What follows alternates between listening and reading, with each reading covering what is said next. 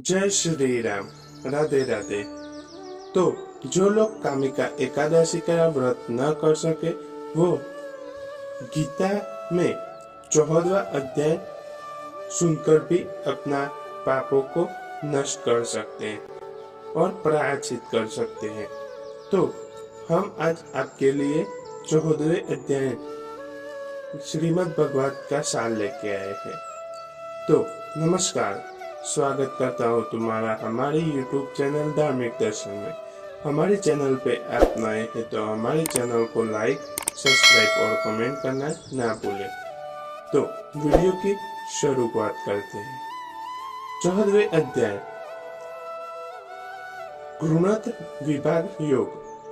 13वें अध्याय में क्षेत्र और क्षेत्रक्ष के लक्षण बताकर उस दोनों के ज्ञान को ही ज्ञान कहा है और क्षेत्र का स्वरूप, स्वभाव, विकार तथा उसके तत्वों की उत्पत्ति का क्रम आदि बताया।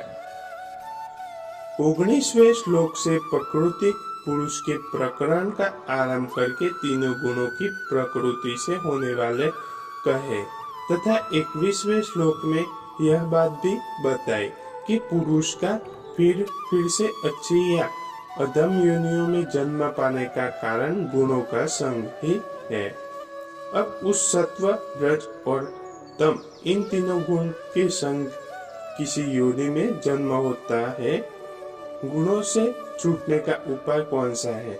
गुणों से छूटे हुए पुरुष का लक्षण तथा आचरण कैसा होता है? इस सब बातों को जानने के लिए स्वाभाविक है कि इच्छा होती है। इसलिए उस विषय को स्पष्ट करने के लिए 14वें अध्याय का आरंभ करते हैं। 13वें अध्याय में वर्णित किए गए ज्ञान को ज्यादा स्पष्टता पूर्वक समझने के लिए भगवान श्री कृष्ण ने 14वें अध्याय के पहले 2 श्लोक में ज्ञान का महत्व बताकर फिर उनका वर्णन करते हैं।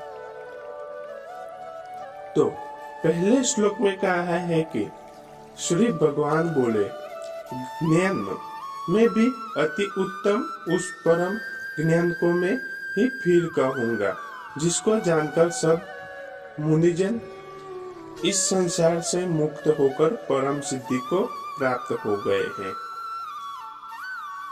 दूसरे श्लोक में कहा है कि इस ज्ञान को आश्रय करते अर्थात धारण करके मेरे स्वरूप को प्राप्त हुए पुरुष सृष्टि के आदि में पुनः उत्पन्न नहीं होते और प्राय काल में भी व्याकुल नहीं होते। 13वें श्लोक में कहा है कि हे अर्जुन, मेरी महत ब्रह्म स्वरूप मूल प्रकृति संपूर्ण भूतों की योनि है अर्थात गर्भाधान का स्थान है और मैं उस योनि में चेतन समुदाय रूप को स्थापन करता हूँ। उस जड़ चेतन को संयोग से सब भूतों की उत्पत्ति होती है। 4वें श्लोक में कहा है कि हे अर्जुन, नाना प्रकार की सब योनियों में जितनी मूर्तियां अर्थात शरीरधारी प्राणी उत्पन्न होते हैं उस प्रकृति को उन सब की गर्भ धारण करने वाले माता है और मैं बीज का स्थापन करने वाला पिता हूँ। 5वें श्लोक में कहा है कि हे अर्जुन, सत्वगुण, रजोगुण और तमोगुण ये प्रकृति के उत्पन्न तीनों गुण अविनाशी जीवात्मा को शरीर में बांधते हैं। 6वें श्लोक में कहा है कि हे निष्पाप, उन तीनों गुण में सत्व गुण तो निर्मल होने के कारण प्रकाश करने वाला और विकार रहित है। वह सुख के संबंध से और ज्ञान के संबंध से अर्थात अभिमान से बांधता है। अब 7वें और 8वें श्लोक में कहा है कि हे अर्जुन, राग रूप रजोगुण को कामना और आसक्ति से उत्पन्न जान। वह इस जीवात्मा को कर्मों के और उनके फल के संबंध में बांधता है। सब देहाभिमानियों को मोहित करने वाले तमोगुण को तो अज्ञान से उत्पन्न जान। वह इस जीवात्मा को प्रमाद, आलस और निंद्रा के द्वारा बांधते हैं। 9वें श्लोक में कहा है कि हे अर्जुन, सत्वगुण सुख में लगातार है और रजोगुण कर्म में तथा तमोगुण तो ज्ञान को ढककर प्रसाद में लगाता है। 10वें श्लोक में कहा है कि हे अर्जुन, रजोगुण और तमोगुण को दबाकर सत्वगुण और तमोगुण को दबाकर रजोगुण, वैसे ही सत्वगुण और रजोगुण को दबाकर तमोगुण होता है अर्थात बढ़ता है। 11वें श्लोक में कहा है कि जिस समय इस देह में तथा अंतकरण और इंद्रियों में चेतना और विवेक शक्ति उत्पन्न होती है, उस समय ऐसा जानना चाहिए सत्व गुण बढ़ा है। 12वें श्लोक में कहा है कि हे अर्जुन, रजोगुण के बढ़ने पर लोग प्रवृत्ति स्वार्थ बुद्धि से कर्मों का सकाम भाव से आरंभ, अशांति और विषय भोग की लालसा, ये सब उत्पन्न होते हैं। 13वें श्लोक में कहा है कि हे अर्जुन, तमोगुण के बढ़ने पर अंतकरण व इंद्रियों में अप्रकाश, कर्तव्य कर्मों में अप्रवृत्ति और प्रमाद अर्थात वयत, चेष्टा और निद्रा अंतकरण की मोहिन वृत्तियों से सभी उत्पन्न होते हैं। 14वें श्लोक में बताया है कि जब यह मनुष्य सत्व गुण की वृद्धि में मृत्यु को प्राप्त होता है, तब तो वह उत्तम कर्म करने वालों के निर्मल दिव्य स्वर्ग आदि लोकों को प्राप्त होता है। 15वें श्लोक में बताया है कि रजोगुण के बढ़ने पर मृत्यु को प्राप्त होकर कर्मों की आसक्ति वाले मनुष्य में उत्पन्न होता है तथा तमोगुण के बढ़ने पर मरा हुआ मनुष्य कीट, पशु आदि योनियों में उत्पन्न होता है। 16वें श्लोक में बताया है कि श्रेष्ठ कर्म का तो सात्विक अर्थात सुख, ज्ञान और वैराग्य निर्मल फल कहा है। राजस कर्म का फल दुख तथा तामस कर्म का फल अज्ञान कहा है। 17वें श्लोक में बताया है कि सत्वगुण से ज्ञान उत्पन्न होता है और रजोगुण से निसंदेह लोभ तथा तमोगुण से प्रमाद और मोह उत्पन्न होते हैं और अज्ञान भी होता है।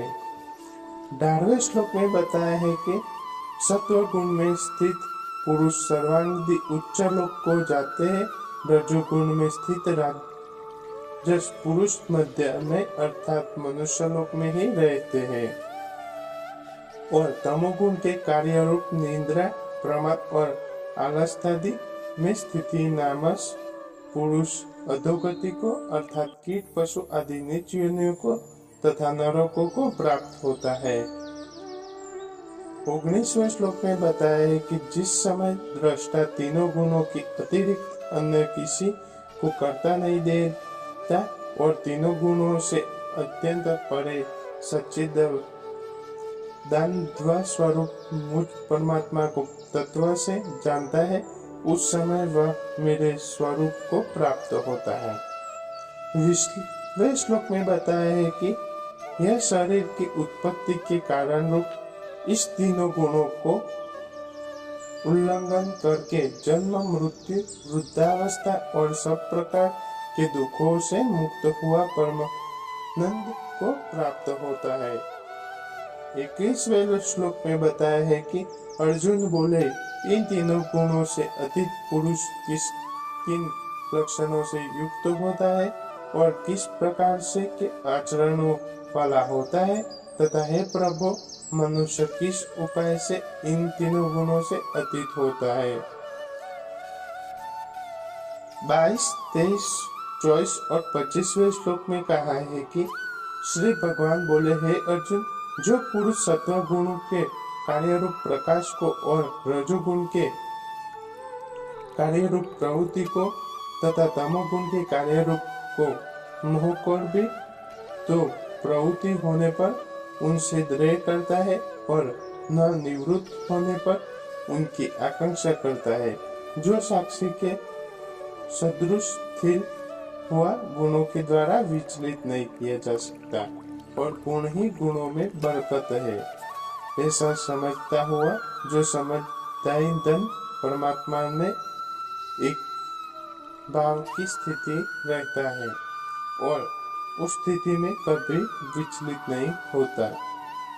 जो निरंतर आत्मभाव में स्थित दुख सुख को समान समझने वाला मिट्टी पत्थर और स्वर्ग के में समान भाव वाला ज्ञानी प्रिय तथा अप्रिय को एक समान मानने वाला और अपनी निंदा स्तुति में भी समान भाव वाला है, जो मान और अपमान में सम है, मित्र और वैरी के पक्ष में भी सम है तथा संपूर्ण आरंभों में कर्तापन के अभिमान से रहित है, वह पुरुष पूर्णातीत कहा जाता है।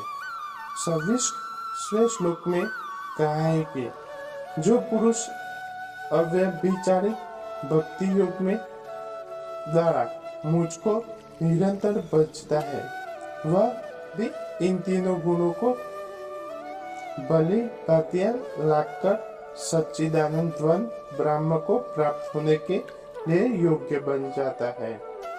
37वें श्लोक में बताया है कि उस अविनाशी परम ब्रह्म का और अमृत का तथा नित्य धर्म का और अखंड एक रस आनंद का आश्रय में हो।